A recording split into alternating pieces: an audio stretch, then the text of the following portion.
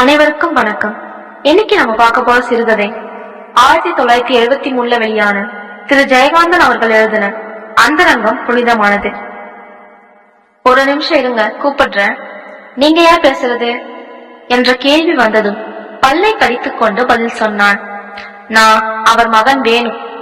சற்று கழித்து அவனது தந்தையின் குரல் போனில் ஒலித்தது. ஹலோ, நான் தான் சுந்தரம். அதுவரை இருந்த தைரியம், ஆத்திரம், வெறுப்பு யாவும் குழம்பி வேணுவுக்கு உதடுகளும் நெஞ்சும் துடித்தன. அவனது பேச்சு குழலிற்று. இருந்தாலும் சமாளித்துக் கொண்டு பேசினான். நான் வேணு பேசுறேன். நான் உங்களோட கொஞ்சம் பேசணும். தனியா பேசணும். சரி, இன்னும் கொஞ்ச நாளில நான் வீட்டுக்கு வந்துடுவேன். இல்ல, அத பத்தி வீட்டுல பேச எனக்கு விருப்பம் இல்ல. நீங்க அங்கேயே இருக்கிறதுனா இப்பவே 10 நிமிஷத்துல நான் அங்க வரேன். ஓ, ஐ சி. சரி, வாயேன். தேங்க்ஸ். ரிசீவரை வைத்துவிட்டு நெற்றியில் பொங்கியிருந்த வியர்வையை துடைத்து விட்டு கொண்டான் வேணு. இன்னும் கூட அவனுக்கு நெஞ்சு படபடுத்துக் கொண்டிருந்தது. அவன் என்னென்னவோ பேச தன்னைத்தானே ஒரு மகத்தான காரியத்திற்கு தயார் செய்து கொள்கிற தோரணையில் உள்ளங்கையில் குத்தி கொண்டு செருமினான். இது என்னோட கடமை. இந்த குடும்பம் சீர்குலையாம பாதுகாக்க வேண்டியது என்னோட கடமை. ஒரு சின்ன பையன் தன் மகனை தன்னை கண்டிக்கிற அளவு தான் நடத்த கெட்டு போனத அவர் உணர வேணாமா? மானக்கேடான விஷயம்தான். நான் ஆத்திரப்படாம நியாயத்தை பேசி அவரோட கேடுகட்ட ரகசியத்தை அவருக்கே முதல்ல அம்பலப்படுத்தணும். அதெல்லாம் இல்ல. அப்படி இப்படி அவர் மழுப்ப பார்ப்பார். அவரோட மேசை டிராயர்ல இருந்த அந்த கடுதாசிய கருமம், காதல் கடிதம், அத ஞாபகமா எடுத்துக்கிறேன். என் மேஜை டிராயருக்கு கள்ளச்சாவி போட்டியோன்னு அவர் ஆத்திரப்படலாம். இவர் கள்ளக்காதலை கண்டுபிடிக்க நான் செய்த இந்த கள்ளத்தனம் ஒன்றும் பெரிய தப்பில்லை. முந்தா நாள் ராத்திரி கூட அவளோட 2வது ஷோவுக்கு சினிமாவுக்கு போயிருந்ததை பார்த்த அப்புறம் தானே இந்த தொடர்பின் முழு உண்மையையும் கண்டுபிடிக்கணும்னு நானே அவர் அறையை சோதனை போட்டேன். வேணு அவசர அவசரமாக உடை அணிந்து வெளியே புறப்படுகிற சமயத்தில் லேடிஸ் கிளப்புக்கு கிளம்பிக் கொண்டிருந்த அவன் தாய் ரமணியம்மாள் எதிர்பட்டாள். சில நாட்களாகவே அவனது போக்கும் பேச்சும் ஒரு மாதிரியாக இருப்பதை அவளது தாயுள்ளம் உணர்ந்தது. இப்போது அவளை திடீரென பார்த்ததும் அவனது தோற்றத்தை கண்டு அவள் கலவரமடைந்தாள். அவன் சரியாக சாப்பிடாமல் தூக்கம் கூட இல்லாமல் இருக்கிறானோ என்று அவனது சோர்ந்திருக்கும் தோற்றத்தை கண்டு சந்தேகம் கொண்டாள். இவன் இளைத்து கழுத்து போயிருந்தான். சவரம் செய்து கொள்ளாததால் மேலுதட்டிலும் மேல்வாயிலும் கண்ண மூலங்களிலும் இளரோமம் அடர்ந்திருந்தது.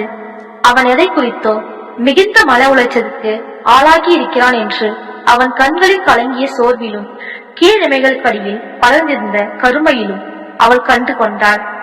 அவன் வயது வந்த ஆண்மகன். அவனுக்கு ஏதேனும் அந்தரங்கமான பிரச்சனைகள் இருக்கலாம். அதில் தான் தலையிடுவது நாகரிகமாகாது என்ற கட்டுப்பாட்டு உணர்வுடன் அவள் அவளை நெருங்கி வந்தாள். என்னடா வேணும், எங்க கிளம்பிட்ட என்று ஆதரவாக அவன் தோள்களை பற்றினாள். அவனுக்கு உடம்பு கூசிற்று. கொஞ்சம் வேலை இருக்கு என்று அழுத்தமாக அவன் பதில் சொன்னான். What's wrong with you? சரி, என்னவாக இருந்தாலும் நான் உனக்கு உதவ முடியுமான்னு சொல்லு என்று ஆங்கிலத்தில் கூறினாள்.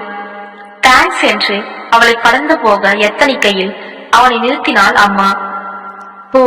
போய் என்னவோ ஸ்பெஷலா டிஃபன் பண்ணிருக்கா சமையல்கார பாட்டி, சாப்பிட்டு போயேன் என்று கொஞ்சி உபச்சாரம் செய்துவிட்டு தனக்கும் நாழியாவதை கைகடிகாரத்தில் பார்த்துவிட்டு அவள் வெளியேறினாள்.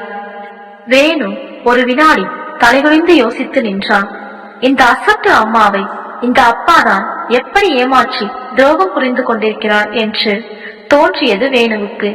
அதன் பிறகு இந்த வயதிலும் இவள் செய்து கொள்கிற அலங்காரமும் பவுடர் பூச்சும் உதட்டு சாயமும் கையிழுந்த ரவிக்கையும் கீச்சு குரலில் பேசுகிற இங்கிலீஷ் பேச்சும் காண வயிற்றை பீறிட்டுக் கொண்டு ஆத்திரமும் அருவருப்பும் பொங்கிற்று அவனுக்கு.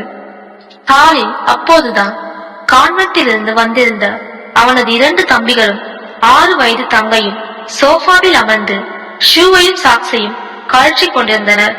அவர்களை பார்க்கும் போது வேணுவின் நெஞ்சில் துக்கமும் பரிவும் பொங்கி அடைத்தன. இந்த பொறுப்பற்ற தாயும் ஒழுக்கம் கேட்ட தந்தையும் இந்த குழந்தைகளின் எதிர்காலத்தை குட்டி சுவராக்கி விடப் போகிறார்கள் என்று நினைத்த போது இதற்குத்தான் என்ன செய்ய முடியும் என்று குழம்பினான் அவன். இதற்கு நான் ஏதாவது செய்தாக வேண்டும். அது என் கடமை. நான் என்ன இன்னும் சின்ன குழந்தையா? எனக்கு 21 வயதாகிறது. Legally I am an adult. திடீரென்று அவன் தன்னை வளர்த்த தாத்தாவையும் பாட்டியையும் நினைத்துக் கொண்டான். நல்ல வேளை, இந்த கேடுகெட்ட சூழ்நிலையில் வளராமல் போனேனே நான்.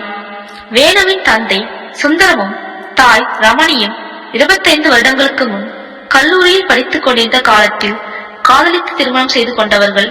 இருவரும் வெவ்வேறு ஜாதியினர் என்பதால் பெற்றோரை விரோதித்துக் கொண்டே அவளை கைப்பிடித்தார் சுந்தரம். ரமணி அம்மாள் சிறு வயதில் கான்வென்ட்டில் படித்து வெள்ளைக்கார பாணியில் வளர்க்கப்பட்டவள். மேற்கத்திய கலாச்சாரத்தில் அவளது குடும்பமே திளைத்தது. அக்காலத்தில் சுந்தரத்திற்கு அவளிடம் ஏற்பட்ட ஈடுபாட்டிற்கு அதுவே கூட காரணமாக இருந்திருக்கலாம். அந்த ஈடுபாட்டின் காரணமாக பெற்றோரையும் விரோதித்து அவளை கலப்பு மனம் புரிந்து கொண்ட பின் 2 ஆண்டு காலம் பெற்றோருடன் தொடர்பே இல்லாதிருந்தார் சுந்தரம். 2 வருடங்களுக்கு பின் வேணு பிறந்தான். புத்திர பாசத்தை திறந்திருந்த சுந்தரத்தின் தந்தை கணபதி பிள்ளையும் அவர் மனைவி விசாலமும் பேர குழந்தையை பார்க்க கிராமத்திலிருந்து ரயில் ஏறி பட்டணத்துக்கு ஓடி வந்தார்கள். கொஞ்சம் கொஞ்சமாய் பகைமையை விலகி சுந்தரத்திற்கும் அவன் பெற்றோருக்கும் உறவு பாலம் அமைத்தவன் வேணுதான். வேணுவுக்கு 6 வயதாகும் போது கணபதி பிள்ளை பேரனை தான் அழைத்து செல்வதாக கூறினார். எவ்வளோ ஒருத்திக்கு ஏதோ ஒரு நாகரிகத்துக்கு தாங்கள் ஆச்சாரமாக வளர்த்த பிள்ளையை பறிகொடுத்து விட்டோமே என்ற நிரந்தர ஏக்கத்திற்கு ஆளாகி போன கணபதி பிள்ளை அதை ஈடு செய்து கொள்வதை போல் பேரனை ஸ்வீகரித்துக் கொண்டார். வேணு தாத்தாவின் வீட்டிலேயே வளர்ந்து படித்துக் கொண்டிருந்தான். பெற்றோரின் வீடு என்பது அவனுக்கு எப்போதாகிலும் லீவிலே வந்து தங்கி செல்லும் உறவுக்காரர்களின் குடும்பம் போலாயிற்று. சுந்தரத்தின் தந்தை கணபதி பிள்ளை வீர சைவம், தமிழ் புலமையுடையவர், சிவபக்தர். அவர் மனைவி விசாலம் சென்ற நூற்றாண்டு தமிழ் பெண்மையின் கடைசி பிரதிநிதி. புருஷனின் முன்னே உட்கார்ந்து பேச மாட்டாள். வேணு எப்போதேனும் லீவுக்கு தாய் தந்தையிடம் வரும்போது அவர்களின் வாழ்க்கை முறை, நடை, உடை யாவும் ஒரு அந்நிய தன்மை கொண்டு அவர்களே தனக்கு மிகவும் அந்நியமானவர்கள் போல உணர்ந்தான். சிறு வயதில் எல்லாம் வந்த அனுபவம். தாத்தா பாட்டியிடம் போய் சிரிக்க சிரிக்க விளக்கி சொல்லி பரிச்சிக்கவே அவனுக்கு உதவிற்று. பின்னர் வயது ஏற ஏற அவன் தாத்தா பாட்டியோடு தாய் தந்தையை ஒப்பிட்டு பார்க்க ஆரம்பித்தான். அவன் மனதில் தாத்தாவும் பாட்டியும் லட்சிய தம்பதியாகவும் நமது பண்பாட்டின் ஆதர்சமாகவும் ஏற்றம் பெற்றனர். என்னதான் பாசமிருந்த போதிலும் அவனுக்கு தன் தாய் தந்தையர் மீது உரிய மதிப்பு தோன்றவில்லை. வேணு ஹைஸ்கூல் படிப்பை முடித்துவிட்டு பக்கத்து டவுன் ஆகிய சிதம்பரத்தில் கல்லூரியில் சேர்ந்தான். அவன் கல்வி எவ்வளவுதான் நவீனமுற்றிருந்த போதிலும் அவனது வாழ்க்கை நவீன முறைகளுக்கு இலக்காகவில்லை. இப்போது கல்லூரி படிப்பு முடித்த பின் அவன் சென்னைக்கு வந்து சில மாதங்கள் தான் ஆயின. அவனால் தாத்தாவையும் பாட்டியையும் பிரிந்து வர முடியவில்லை. நான் ஒன்னும் உத்தியோகம் பார்க்க வேணாம், படிச்சவங்க எல்லாம் நகரத்துக்கும் உத்தியோகத்துக்கும் போறதுனாலதான் நம்ம தேசம் இப்படி இருக்கு, நான் இங்கேயே இருந்து விவசாயத்தை பார்த்துக் கொள்கிறேனே என்று அவன் தாத்தாவிடம் எவ்வளவோ சொல்லி பார்த்தான். அவன் யோசனை பாட்டிக்கும் கூட பிடித்திருந்தது. ஆனால் வெகு நேரம் கண்களில் மூடிக்கொண்டு சாய்வு நாற்காலில் உட்கார்ந்திருந்த தாத்தா பாட்டியிடம் பதில் சொன்னார். நீயே என்ன அவனோட சேர்ந்து பேசுற? நம்ம பையனை விட்டுட்டு இருந்தப்போ உன் மனசு கேட்டுதா? அது மாதிரிதானே அவனை பெத்தவங்களுக்கும் இருக்கும். படிப்புன்னு ஒரு காரணத்தை வச்சு இவ்வளவு காலம் இருந்தாச்சு. இப்ப அவன் பெத்தவங்களுக்கு பிள்ளையா இருக்க அங்க போய் இருக்கிறதுதான் நியாயம். நான் வரலேன்னு அங்க யாரும் அழல என்று மதித்து சொன்னான் வேணு. வேணு, நீ எங்களோட இருக்கிறதுல உன்னை விட எங்களுக்கு சந்தோஷம்னு நான் சொல்லணுமா? இப்ப நீ கொஞ்ச நாள் போயிரு, அப்புறம் போக போக பாப்போம். இவ்வளவு சொல்றேனே, நீ அந்த பக்கம் ரயில் ஏறி போனப்புறம் நானும் உன் பாட்டியும் எப்படி நாளை தள்ள போறோமோ. அதுக்கு என்ன, நீ லீவ்ல போவியே, அந்த மாதிரி போய் கொஞ்ச நாள் அங்க இரு. என்ன நான் சொல்றது என்று அவர் எவ்வளவோ சமாதானங்கள் கூறிய பின்னரே அவன் சென்னைக்கு வர சம்மதித்தான். முன்பெல்லாம் லீவு நாட்களில் வந்து முழுசாக 2 மாதங்கள் தன் தாய் தந்தையோடு தங்கி இருந்த போது ஏற்படாத சலிப்பு இப்போது 2 வாரங்களில் ஏற்பட்டது. அவனுக்கு ஒன்றுமே பிடிக்கவில்லை. தன் தாயும் தந்தையும் டைனிங் டேபிளில் எதிரெதிரே உட்கார்ந்து கொண்டு சாப்பிடுவதும், காலையில் 8 மணி வரைக்கும் அவள் தூங்குவதும், தன் தந்தை ஓடி ஓடி தாய்க்கு ஊழியம் செய்வதும் அவனுக்கு அருவருப்பாக இருந்தன. அவன் மனதில் 60 வயதாகியும் அதிகாலையில் எழுந்து நீராடி மஞ்சளும் குங்குமமாய் திகழும் பாட்டியின் உருவமே அடிக்கடி எழுந்தது. அவள் தாத்தாவுக்கு இந்த வயதிலும் பணிவிடை புரிந்து மகத்துவத்தை எண்ணி எண்ணி ஒவ்வொரு நிகழ்ச்சியாக கற்பனையில் கண்டு இவர்களின் நடைமுறையோடு அவன் பொருத்தி பார்த்தான். இந்த அப்பா சரியான பொண்டாட்டி தாசன் என்று தோன்றியது அவனுக்கு. இந்த அம்மா பாட்டுக்கு சினிமாவுக்கு போவதும், லேடிஸ் கிளப்புக்கு போவதும், அதை பற்றி அவர் ஒன்றுமே கேட்காமல் இருப்பதும், அதே மாதிரி அவரை பற்றி இவளும் அக்கறை இல்லாமல் இருப்பதும், ஐயே என்ன உறவு, என்ன வாழ்க்கை என்று மனம் சலித்தது. சரி, நமக்கென்ன போயிற்று, தாத்தாவின் வார்த்தைக்கு கட்டுப்பட்டு கொஞ்ச நாள் இருந்துவிட்டு கிராமத்தோடு போய்விட வேண்டியதுதான் என்றிருந்த வேணுவுக்கு மேலும் அதிர்ச்சி அடையும் ஆத்திரத்தையும் அருவருப்பையும் மூட்டத்தக்க அந்த சம்பவம் சென்ற வாரம் நடந்தது. இரவு 8 மணி இருக்கும். டெலிபோன் மணி அடித்தது. சுந்தரம் அப்போது மாடியில் இருந்தான். வேணு ரிசீவரை எடுத்தான். ஹலோ. அவன் போன் நம்பரையும் சொன்னான். நான் தான் வஸ்தலா பேசுறேன். காலேஜ்ல மீட் பண்ணணும் வந்தேன். நீங்க அதுக்குள்ள போயிட்டீங்க. சவுண்ட் ஆஃப் மியூசிக் இன்னைக்குதான் கடைசியா. நைட் போலாமா? என்ன ஒன்னும் சொல்ல மாட்டேங்கிறீங்க? வேணுவுக்கு ஒன்றும் புரியவில்லை. அது ஒரு ராங் நம்பர் கால் என்று அவன் ஆரம்பத்தில் கொண்ட சந்தேகம் காலேஜில் மீட் பண்ண வந்ததாக கூறியதில் அடிபட்டு போயிற்று. எதுவும் செய்ய தோன்றாமல் ரிசீவரை டெலிபோன் மீது வைத்துவிட்டு அந்த அறையை விட்டு ஓடி போய்விட்டான் வேணு.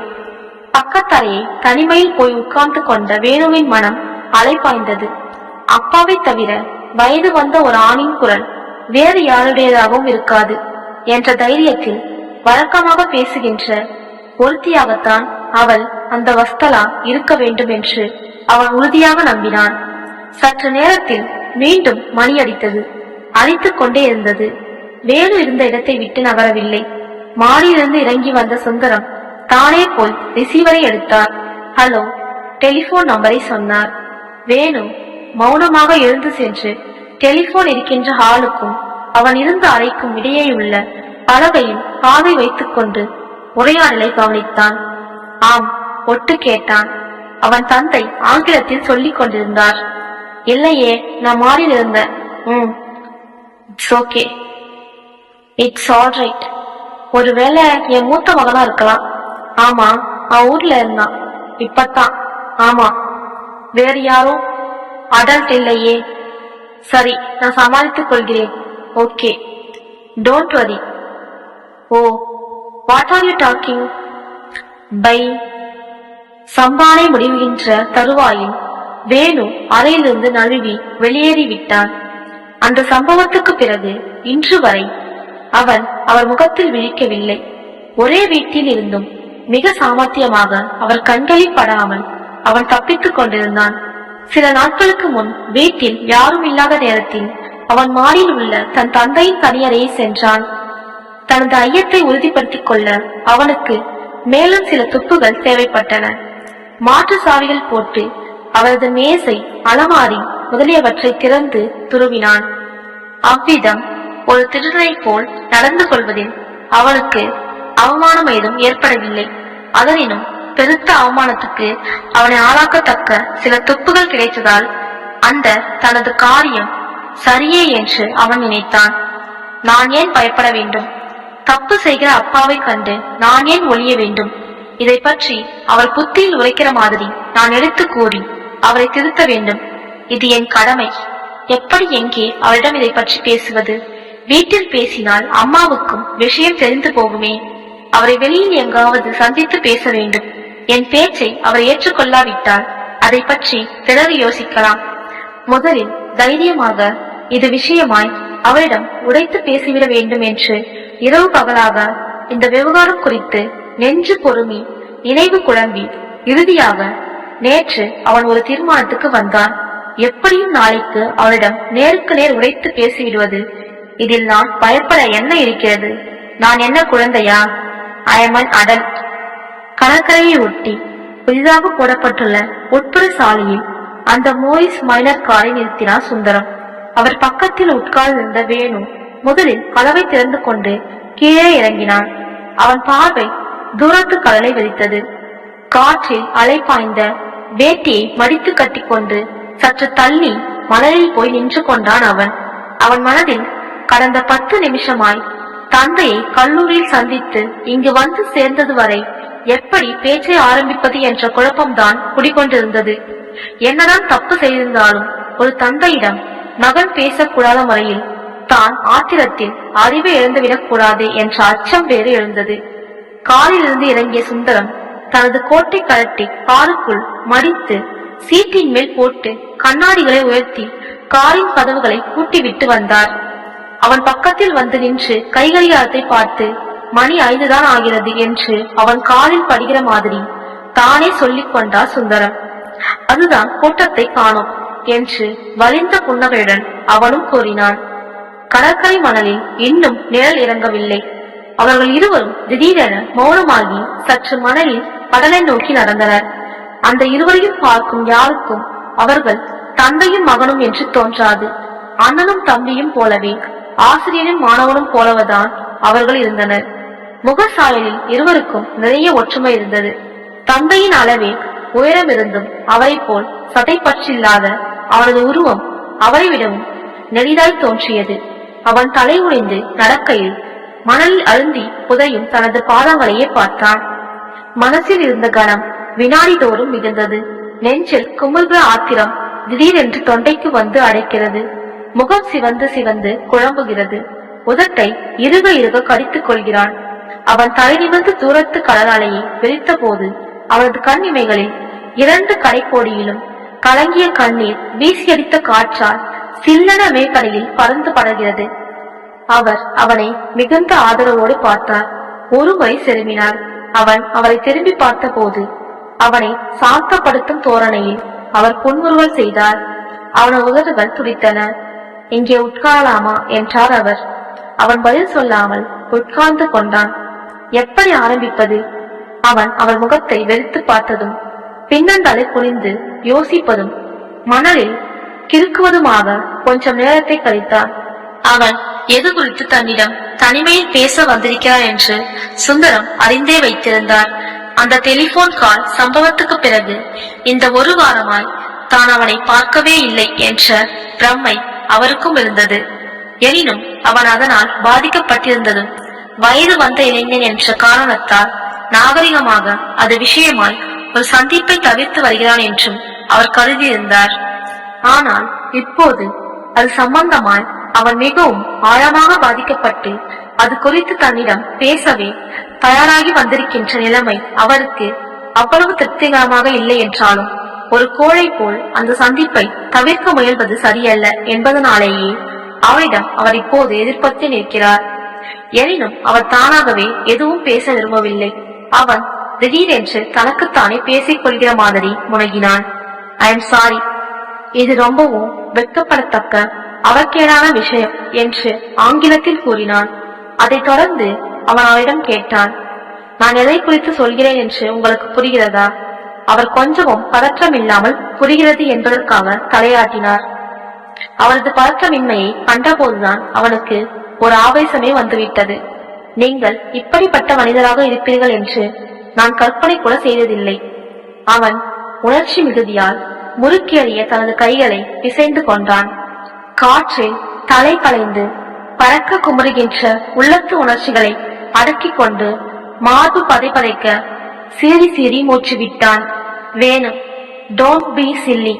நீ என்ன சின்ன குழந்தையா? பொறுமையா யோசி என்று அவன் தோளில் தட்டி கொடுத்தார் சுந்தரம்.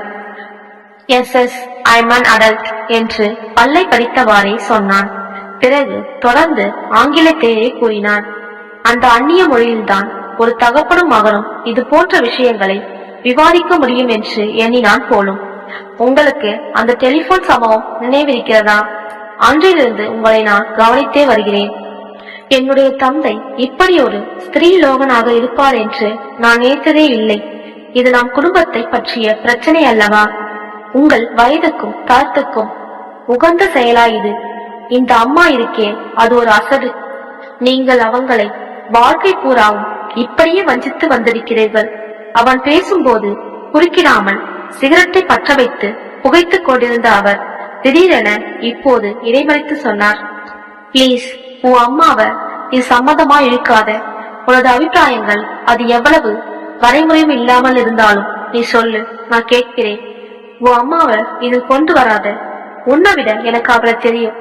உனக்கு என்ன தெரிந்திருக்கிறதே, அதற்கு மேலாக அவளுக்கு என்னை தெரியும்.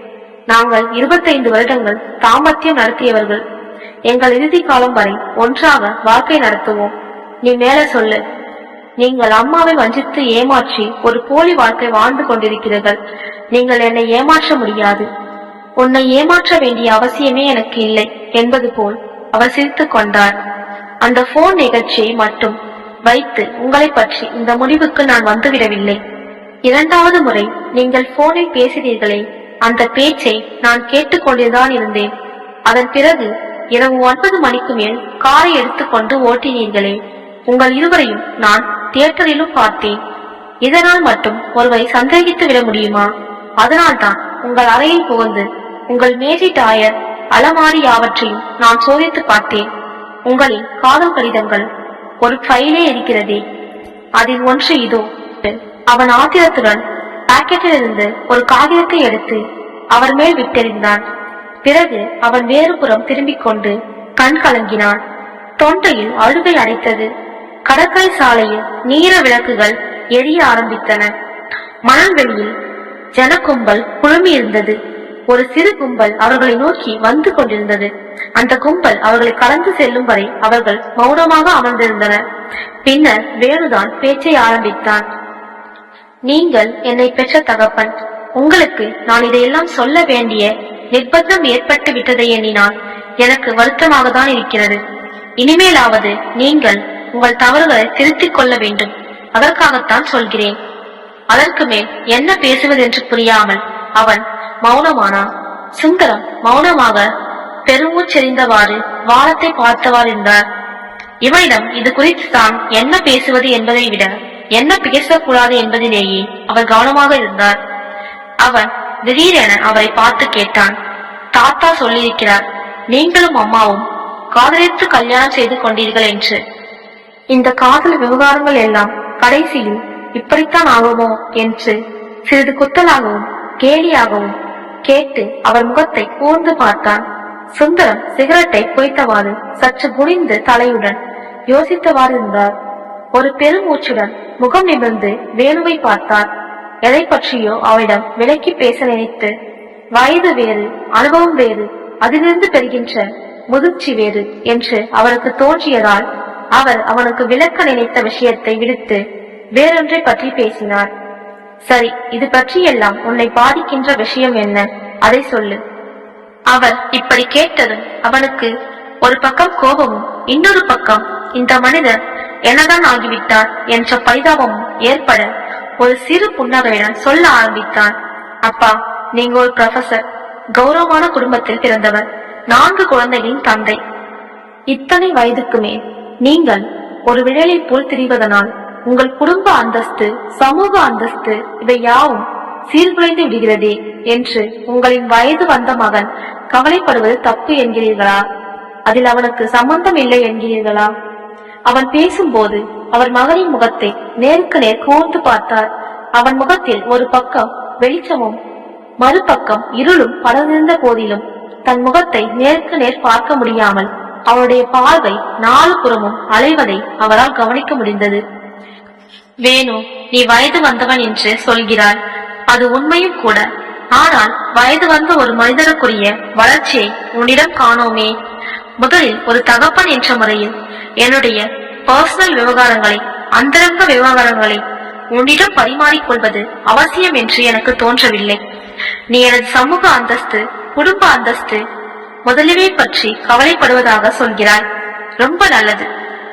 அந்த எனது தகுதிகளுக்கு ஒரு குத்தமும் வராது. அதனை காப்பாற்றிக் கொள்வதில் உன்னை விட எனக்கு அக்கறை உண்டு. அவற்றுக்கு இழுக்கு வரும் பட்சத்தில் அதனை எதிர்த்து சமாளிக்கும் வலிமை எனக்கு உண்டு என்பதை உனக்கு நான் எப்படி நிரூபிப்பது? ஏன் நிரூபிக்க வேண்டும்? அவர் குரல் தீர்க்கமானதாகவும் கனமானதாகவும் இருந்தது. அவர் கொஞ்சம் கூட பதட்டமோ குற்ற உணர்ச்சியின் குறுகுறுப்போ இல்லாமல் தன்னிடம் பேசுகிறதை கேட்கையில் வேணுவுக்குத்தான் செய்வதுதான் தப்போ என்ற சிறு பயம் நெஞ்சுக்குள் துடித்தது. இத்தனை வயதுக்கு மேல் இவ்வளவு கேவலமாக ஒரு பெண்ணுடன் உறவு வைத்துக் கொண்டிருந்தும் என்ன தைரியத்துடன் தன்னிடம் வாய் சாதுரியம் காட்டுகிறார் இவர் என்ற நினைப்பு மேலோங்கி வர அவன் கோபமுற்றான். எனக்கு ஏன் நிரூபிக்க வேண்டும் என்றா கேட்கிறீர்கள்? நான் உங்கள் மனைவியின் மகன், நீங்கள் அவளுக்கு துரோகம் செய்கிறீர்கள் என்று பல்லை கடித்துக் கொண்டு ஆங்கிலத்தில் கூறினார். அவள் என்னை பற்றி உன்னிடம் புகார் செய்தாளா என்ன என்று அவர் அமைதியாக கேட்டார். இல்லை. பின் எதற்கு நீ அத்துமீறி எங்கள் தாம்பத்திய விவகாரத்தில் குறுக்கிடுகிறாய்? I am your son. நான் உங்கள் மகன். இது என் கடமை. நோ சன், இது உன் கடமை இல்லை. இதில் தலையிடும் அதிகாரம் ஒரு மகனுக்கு இல்லை மகனே. வேணு உதட்டை கடித்துக் கொண்டான். அவனுக்கு அழுகை வந்தது. அவரை வாய்க்கு வந்தபடி வைத்து தீர்த்து விட்டு இனிமேல் அவன் முகத்திலேயே விழிக்க கூடாத அளவுக்கு உறவை முறித்துக் கொண்டு ஓடிவிடலாம் என்று தோன்றியது. அவனுடைய தவிப்பையும் மனப்புழக்கத்தையும் கண்டு அவருக்கு வருத்தமாக இருந்தது. தனக்கு சம்பந்தம் இல்லாத தன்னால் தாங்க முடியாத விஷயங்களை பொருட்படுத்தாமல் ஒதுக்க முடியாத பலவீனத்தால் அந்த இளம் உள்ளம் இப்படி வதைப்படுகிறதே என்ற கனிவுடன் அவன் கையை பற்றினார் அவர். வேணு சிறு குழந்தை மாதிரி பிறங்கிக் கொண்டு அவன் அவர் கையை உதறினான். இப்போது அவனுக்கு அழுகையே வந்துவிட்டது. அழுகை அடைக்கும் குரலில் அவன் நெஞ்சு இலக கேட்டான். அப்பா, எனக்கு இந்த விஷயம் ரொம்ப அவமானமா இருக்கே. நீங்க என்னத்துக்கு இப்படியெல்லாம் நடந்து கொள்ளணும்? அவர் தன்னுள் சிரித்துக் கொண்டார். மை பாய், வயது வந்த ஆண் பிள்ளை என்று மீசை முறுக்கிற நீ இப்படி கேட்கலாமா? உன்னோட நல்ல உணர்ச்சி எனக்கு புரியுது. என்னை பத்தி தப்பா தோணினால் அதை மனசுலேயே அடக்கிவை. காலப்போக்கில எது சரி எது தப்பு, எந்த அளவுக்கு எது தப்பு எது சரின்னு உனக்கு போக போக புரியும். நீ செய்த காரியங்களை எல்லாம் உன் மேல பாசம் உள்ள ஒரு தகப்பனுங்கிற முறையில நான் மன்னிக்கிறேன். யோசிச்சுப்பார். தகப்பனின் தனிப்பட்ட விஷயங்களை தெரிஞ்சுக்கிறதுக்காக ஒரு மகனை அவனை உழவு பார்க்கறதும் கள்ளத்தனமா அவனது அந்தரங்கங்களில் பிரவேசிக்கிறதும் ரொம்பவும் அவமானகரமானது இல்லையா? நான் உன்னுடைய ஸ்தானத்தில் இருந்தா இந்த செயலுக்காக வாழ்க்கை முழுவதும் வெட்கப்படுவேன். அவர் அவனை மன்னித்து விட்டதாகவும் அவன் செய்த குற்றத்துக்கு அவனை வெட்கப்படும்படியாகவும் கூறுவதை அவனால் புரிந்து கொள்ளவே முடியவில்லை. எனினும் தொடர்ந்து அவரிடம் தான் பேசி அவரை திருத்துவதோ அவர் குற்றத்தை ஒப்புக்கொள்ள செய்வதோ தனது சக்திக்கு அப்பால் பட்டது என்று அவன் உணர்ந்தான். அம்மா, அவர்கள் பெற்ற பிள்ளைகளிலேயே ரமணி அம்மாளை அம்மாவென்றும் சுந்தரத்தை அப்பாவென்றும் அழைப்பவன் வேணு ஒருவன்தான். மற்றவர்கள் அனைவரும் மம்மி டாடி தான். மாடி வராண்டாவில் வந்து நின்ற வேணு அம்மாவென்று அழைத்த போது ரமணி அம்மாள் சாவகமாக ஈசி சேரில் சாய்ந்து ஜூலியன் ஹெக்ஸி எழுதின ஒரு புத்தகத்தை புரட்டி சுவாரஸ்யமான ஒரு பாராவை படித்துக் கொண்டிருந்தாள். வேணு அந்த புத்தகத்தின் அட்டையை கூர்ந்து பார்த்து வாய்க்குள் படித்துக் கொண்டான். Knowledge, morality and destiny. அம்மா, நீ படிக்கிறதுக்கு இடைஞ்சலா வந்துட்டேனா? சீச்சி, இதென்ன ஃபார்மாலிட்டி, வா இப்படி உட்காரு என்று கனியுடன் அழைத்தாள் ரமணி அம்மாள். வேணு வராண்டாவில் கிடந்த ஒரு நாற்காலியை இழுத்து போட்டு அமர்ந்தான். அவனுக்கு என்ன பேசுவதென்றே தெரியவில்லை. ரமணி அம்மாள் அவனை வாஞ்சையோடும் தனக்கு இவ்வளவு பெரிய பிள்ளை இருப்பதை திடீரென உணர்ந்த பெருமிதத்தோடும் பார்த்து கொண்டிருந்தாள். அவன் கைவிரல்களில் நகத்தை பிடித்தவாறு குனிந்த தலையோடு ஏதோ யோசித்துக் கொண்டிருந்தான். இத்தனை நாட்களுக்கு பிறகு அவன் தன் மனதில் உறுத்தி கொண்டிருக்கும் ஏதோ ஒரு அந்தரங்கமான அவளது பிரச்சனை குறித்து தன்னோடு விவாதிக்கவோ யோசனை கேட்கவோ வந்திருக்கிறான் என்பதாக எண்ணி ஒரு வகை பூரிப்புக்கு ஆளாகி விட்டிருந்தாள் அவள். எனினும் அவன் பேச தயங்குவதைக் கண்டு அவளே ஆரம்பித்தாள். என்ன வேணும்? இங்க உனக்கு லைஃப் ரொம்ப போர் அடிக்கிறதோ? என்று தலை நிமிர்ந்த வேணும். போர் அடிக்கிறது இல்ல, எனக்கு இந்த லைஃப் பிடிக்கல. நான் என்ன இருந்தாலும் ஒரு மொபைல் டைப் தானே. நீங்களா ரொம்ப நாகரிகமா, அல்ட்ரா நாகரிகமா வாழ்ற வாழ்க்கை எனக்கு சரிப்பட்டு வரல என்று சொல்லிவிட்டு மீண்டும் தலைகுனிந்து உள்ளங்கையில் விரலால் சித்திரம் வரைய ஆரம்பித்தான். சற்று நேர மௌனத்துக்கு பின் ரமணி அம்மாள் சொன்னார், உன்னுடைய குழப்பம் என்னன்னு எனக்கு சரியா புரிஞ்சுக்க முடியல. நாங்க இத்தனை வருஷமா எப்படி வாழ்ந்து வரோமோ அப்படித்தான் இருக்கோம்னு நான் நினைக்கிறேன். புதுசா பொருத்தமில்லாத அல்ட்ரா நாகரிகம் ஏதோ வந்துருத்தா எனக்கு தோணல. உன் மனசுல இருக்கிறத வெளிப்படையா சொன்னாதானே எனக்கு புரியும் என்று அவளிடம் கேட்டுக் கொண்டிருக்கலேயே இவன் மனசில் எண்ணத்தை வைத்துக் கொண்டு இவ்விதம் குழம்புகிறான் என்றறிய அவளும் பிரயாசைப்பட்டாள். எனக்கு இங்க ஏண்டா வந்தோம்னு இருக்கு. யாரோ அந்நியர் வீட்டுல இருக்கிற மாதிரி இருக்கு. இங்க உள்ள பழக்க வழக்கங்களும் எனக்கு ரொம்ப அந்நியமா இருக்கு. உங்க உறவுகளும் பாசமும் எல்லாம் வெளிப்பூச்சா இருக்கு. நீங்க ரொம்பவும் பொய்யானதொரு வாழ்க்கை வாழ்றீங்க. நான் திரும்பவும் தாத்தா வீட்டுக்கு போயிடலாம்னு நினைக்கிறேன். அவன் நிறுத்தி நிறுத்தி தெளிவாக கூறியதை அவளும் பொறுமையாக கேட்டுக்கொண்டிருந்தாள். பிறகு இருவருமே சற்று அமைதியாக இருந்தனர். அப்போது மத்தியான நேரம், மணி 11 இருந்ததால் வீடு அமைதியாக இருந்தது. கீழே சமையல் அறையில் சமையல்கார பாட்டி கூட தூங்கிக் கொண்டிருந்தாள். வீடும் வீதியும் ஓவென்று வெறிச்சோடி கிடந்தது. வேணு, திடீர்னு உனக்கு இப்போ இது ஒரு பிரச்சனையாகி போன காரணம் என்ன? தாத்தா வீட்டு வாழ்க்கைக்கும் நம்ம வீட்டு சூழ்நிலைக்கும் நிறைய வித்தியாசம் இருக்கணும்னு எனக்கு புரியுது. ஆனா உன் வயசுக்கு நியாயமா அந்த வாழ்க்கை தானே போர் அடிக்கணும். சரி, ருசிங்கிறதுலாம் பழக்கத்தினால படிக்கிற பயிற்சி தானே. ஆனாலும் இதுதானே உன் வீடு.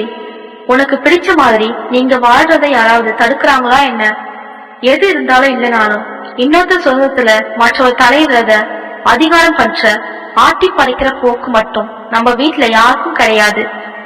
உனக்கு ஞாபகம் இருக்குதோ என்னமோ, உங்க பாட்டியும் தாத்தாவும் இங்க வந்துட்டு போறப்போ அவங்களோட போகணும்னு நீ அடம் பிடிச்ச.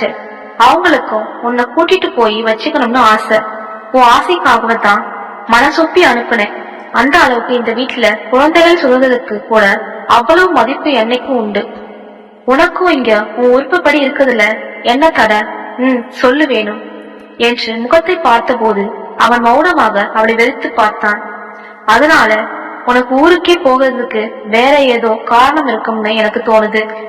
என்ன, சரிதானே என்று லேசான சிரிப்புடன் கேட்டாள் ரமணி அம்மாள்.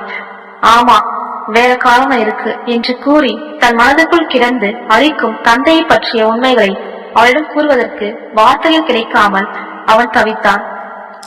வேணு, அதுவும் இல்லாமல் நீ என்னென்னமோ சொல்றியே, ஏதோ வெளிப்பூச்சின்னும் பொய்யின்னும் இந்த வாழ்க்கைய பத்தி ஏதோ சொன்ன. என்ன விஷயம்? நீ எப்படி எங்களை பத்தி அப்படி அவசரப்பட்டு ஒரு முடிவுக்கு வரலாம்? நீ எதை வெளிப்பூச்சுன்னு நினைக்கிற? எல்லா வாழ்க்கையிலும் ஏதோ ஒரு அளவுக்கு ஏதோ ஒரு விதமான வெளிப்பூச்சி இருக்கத்தான் செய்யும். வேணும், நீ எதை பத்தி சொல்ற? உன் மனசு ரொம்ப ஆழமா காயப்பட்டுதான் இப்படி ஒரு வார்த்தை வாயிலிருந்து வருதுன்னு எனக்கு தோணுது. என்ன நடந்தது சொல்ல. இப்போது அவன் சட்டை பையிலிருந்து கர்ச்சீஃபை எடுத்து மூக்கையும் கண்களையும் அழுத்து துடைத்துக் கொண்டான். முகமே சிவந்து குழம்பி போயிருந்தது. அம்மா, எனக்கு அப்பாவின் நடத்தை பிடிக்கல என்று வானத்தை வெடித்தவாறு முகம் திருப்பி கூறினான். அவளிடமிருந்து பதில் இல்லை. அந்த தைரியத்தில் அவள் முகத்தை திரும்பி பாராமல் தொடர்ந்து சொன்னான், உனக்கும் அப்பாக்கும் மனஸ்தாபம் வருமே. உங்கள் குடும்பத்தின் அமைதி என்னால கெட்டு போகுமேன்னு நினைச்சுதான் நான் இத்தனை நாளா குழம்பிக்கிட்டே இருந்தேன். கெட்டு போகிற ஒரு குடும்பத்தின் அமைதி மட்டும் கெடாமல் இருப்பது எத்தனை நாளைக்கு முடியும்? அவர் உனக்கு துரோகம் பண்றாரு அம்மா. இது உனக்கு தெரிஞ்சும் நான் இதை உன்னிடம் மறைச்சு வச்சா அந்த துரோகத்துக்கு நானும் உடந்தேன்னு அர்த்தம். அதனாலதான் இந்த அவமானகரமான குடும்பத்துல இருக்க எனக்கு பிடிக்கல. அவரை நானா திருத்த முடியும். முடிஞ்சா நீ திருத்து. இது உங்க விஷயம், நான் போறேன் என்று படபடவென்று கூறிவிட்டு அதற்கு மேல் அந்த தாயின் முகத்தை பார்க்க தைரியம் இல்லாமல் அவன் அங்கிருந்து ஓடிவிட துடித்தான்.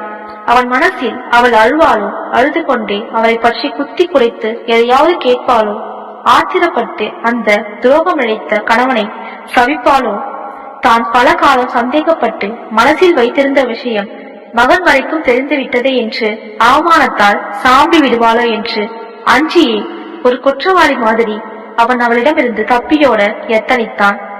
வேணு என்று அமைதியான உணர்ச்சி மிகுதியால் சற்று கனிந்துவிட்ட அவன் தாயின் குரல் அவனை தடுத்தது.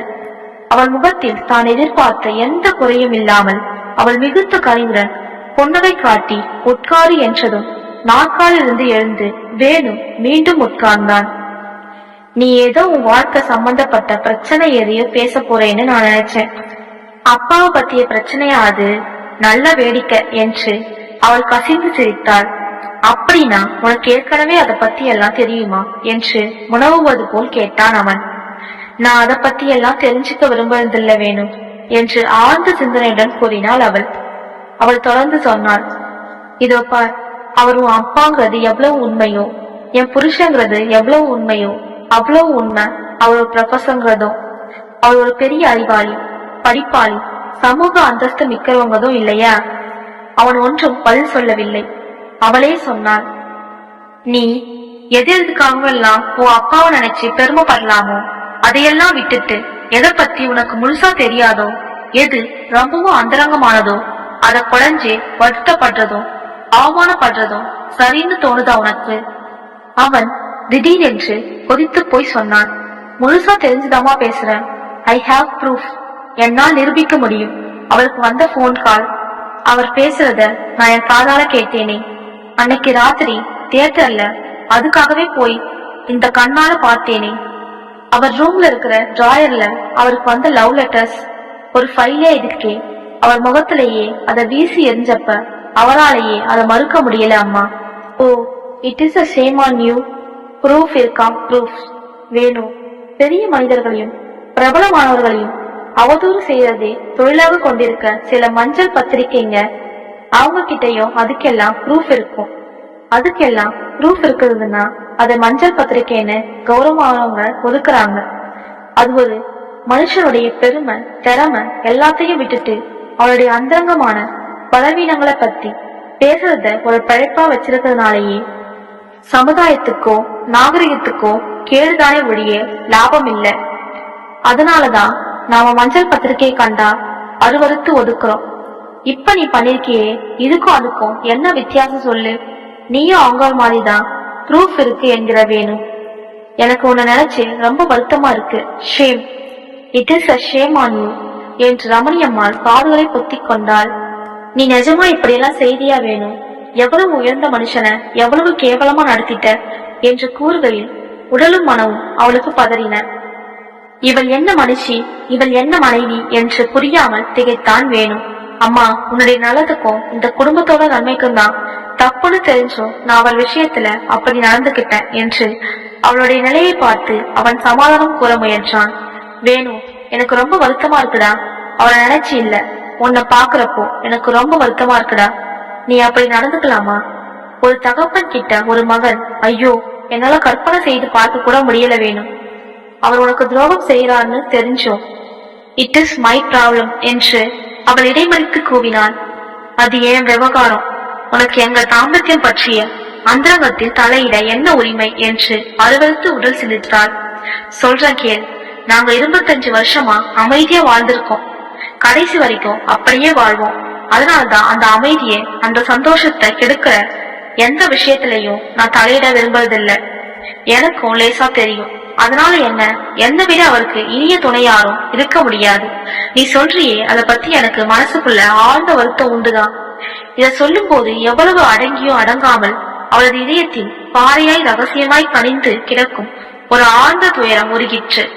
கண்களில் தாய் தாரையாய் வடியும் கண்ணீரை மூக்கு கண்ணாடியை கழற்றி துளைத்தவாறே அங்கிருந்து எழுந்து சென்று வராண்டாவில் ஒரு நிமிஷம் நின்று தன்னை திடப்படுத்திக் கொண்டு மீண்டும் மகனின் எதிரே அமர்ந்தாள்.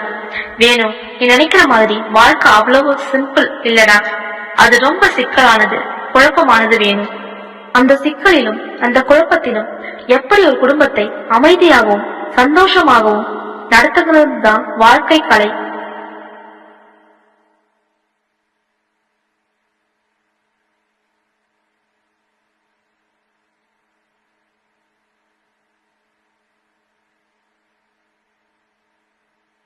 என்னுடைய பொசசிவ்னஸ்க்காக, என்னுடைய பிடியில் அவர் இருக்கணுங்கிறதுக்காக இந்த குடும்பத்தோட அமைதியையும் அவளோட கௌரவத்தையும் என் குழந்தைகளின் எதிர்காலத்தையும் விளையாக்கி கொடுக்கிற அளவு நான் சுயநலக்காரி இருந்தது எவ்வளவு கேவலமானது. இப்படியெல்லாம் நான் சொல்றதை கேட்டு நான் ஏதோ ரகசியமாக சோகத்தை அனுபவிச்சுட்டு வாழ்றேன்னு நீ கற்பனை செய்து கொள்ளாத. ஆனா என் மனசுல ஒரு சின்ன துயரம் இல்லாமல் இல்லை. முழுமையான ஆனந்தம் என்பது அவ்வளவு சுலபமானதா என்ன? பேச எனக்கு உரிமை இருக்கா இல்லங்கிறது பிரச்சனையே இல்லை. அதனால என்ன பலன்னு யோசிக்க வேண்டாமா? இப்போ என்ன நஷ்டம்னு நான் யோசிச்சேன். நான் அதை பத்தி பேசாதது ஒரு பண்பு வேணும். ஆமா, ஒருத்தரை நாம் மதிக்கிறோங்கிறதுக்கு என்ன அர்த்தம்? அவங்களோட அந்தரங்கத்தை பிரைவசிய தெரிஞ்சுக்கிறதுக்கு பலவந்தமா முயற்சி செய்யாம இருக்கிறது தான். ஒருத்தர் மேல அன்பு செலுத்துறதுன்னா என்ன? அவங்களோட அந்தரங்கமான ஒரு பலவீனம் நமக்கு தெரிஞ்ச போதிலும் அதுக்காக அவங்களோட மற்ற தகுதிகளையும் பெருமைகளையும் குலைக்காமல் அந்த பலவீனமும் சேர்ந்து தான் அவங்கன்னு புரிஞ்சு கொள்றது தான். ஓ, ஒருவரின் அந்தரங்கம் எவ்வளவு புனிதமானது!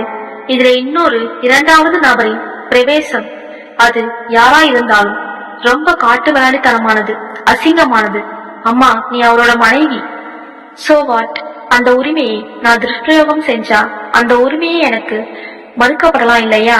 உன் விஷயத்தில் அவர் அப்படி இருப்பாரா? நான் கேட்ட. இருக்கிறார் வேணும். ஒரு புருஷன் தன் மனைவியையோ ஒரு மனைவி தன் புருஷனையோ சந்தேகப்படுறதுக்கும் பரஸ்பரம் அந்தரங்கமான விவகாரங்களை எல்லை கடந்து ஆராயறதுக்கும் காரணமே கிடையாது. ஒரே ஒரு காரணம்தான், அவங்க தங்களுக்கு அந்த உரிமை இருக்கிறதா நினைச்சுக்கிறது தான் காரணம். புருஷன், மனைவி, மகன், தாய், தகப்பன் எல்லாருமே ஒரு உறவு உட்பட்டவங்க தான். ஆனா ஒவ்வொருவரும் ஒரு செப்பரேட் இண்டிவிஜுவல், தனி யூனிட் இல்லையா? ஒவ்வொரு தனி மனுஷனுக்கும் ஒரு தனிப்பட்ட அந்தரங்கம் உண்டு. அதை கௌரவிக்கணும் வேணும். யார் மேல நமக்கு ரொம்ப மதிப்போ அவங்க அந்தரங்கத்தை நாம ரொம்ப ஜாக்கிரதையா கௌரவிக்கணும். உன் அப்பாவை நீ என்னன்னு நினைச்ச? என்னால நீ கேட்ட மாதிரி அவரை கேட்க முடியுமா? கற்பனை பண்ண கூட சக்தி இல்லப்பா எனக்கு. ஓ, நீ என்ன செஞ்சிட்ட? பரவாயில்ல, உங்க அப்பா ரொம்ப ஸ்ட்ராங் மேன். இதை தாங்கிக்குவார். அவர் தனது பலவீனங்களையும் தாண்டி வருவார். நிச்சயம் தாண்டி வந்து விடுவார். வாழ்க்கை ரொம்ப சிக்கலானது வேணும். வாழ்க்கையை புரிஞ்சுக்கணும். இந்த புத்தகத்தை படிச்சுப்பார். உனக்கு இது மாதிரி சிந்தனைகள் விசாலமான பார்வையை தரும். வேணுவுக்கு ஒரே குழப்பமாக இருந்தது. அவன் மனதில் தாத்தாவும் பாட்டியும் மட்டும்தான் லட்சிய தம்பதியாய் தோன்றினார். அவனுக்கு புரியவே இல்லை. அவர்கள் தாத்தாவும் பாட்டியுமாகவே கல்யாணம் செய்து தாத்தாவும் பாட்டியுமாகவே தாம்பத்தியம் நடத்தி வாழ்ந்திருக்கவில்லை என்பது. சில நாட்களுக்கு பின் ஒரு நாள் மாலை கல்லூரியிலிருந்து வந்த சுந்தரம் உடைகளை கலைந்து கொண்டிருந்த போது 2 நாட்களுக்கு முன்பு சொல்லிக் கொள்ளாமல் வீட்டை விட்டு கிளம்பி போய்விட்ட வேணுவிடமிருந்து வந்த கடிதத்தை கொண்டு வந்து அவரிடம் தந்தாள் ரமணி அம்மாள். அதில் முக்கியமான கடைசி வரிகள் இவைதான். நான் தாத்தாவின் பேரனாகத்தான் இருக்க லாயக்கானவன். வந்துவிட்டேன். உங்கள் வாழ்க்கை நெறிகள் புரியாமல் தவறு செய்திருந்தால் மன்னிக்கவும். இப்படிக்கு வேணும். கடிதத்தை படித்து முடித்ததும் அவர்கள் இருவரும் ஒருவரையொருவர் அர்த்தத்தோடு பார்த்து கொண்டனர். பழமைவாதிகள் என்பவர்கள் 70 வயதுக்கு மேல் தான் இருக்கணுங்கிறது இல்ல, 20 வயசுலேயும் இருக்கலாம் என்று அவர் சிரித்துக் கொண்டே சொன்னார். ரமணி அம்மாள் சற்று நேரம் அவர் முகத்தையே ஏக்கத்தோடு வெறுத்து நோக்கினார். அவள் கண்கள் சிவந்து கலங்கின. அவள் தனது ஆழ்ந்த துயரத்தையே ஒரு புன்முறுவலாக்கி அவரிடம் கேட்டாள். இன்னுமா? நீங்கள் நீங்கள் என்று துடித்த அவள் உதடுகள் தனது கன்னத்தில் அழுந்தும்படி அவர் அவளை தழுவிக் கொண்டார். அதன் பிறகு நடந்தவை அவர்களின் அந்தரங்க விவகாரங்கள். இந்த கதை இதோட முற்று பெறுது. அடுத்து என்ன கதை வேணும்னு மறக்காம கமெண்ட் பண்ணுங்க, லைக் பண்ணுங்க, சப்ஸ்கிரைப் பண்ணிக்கணும். நன்றி.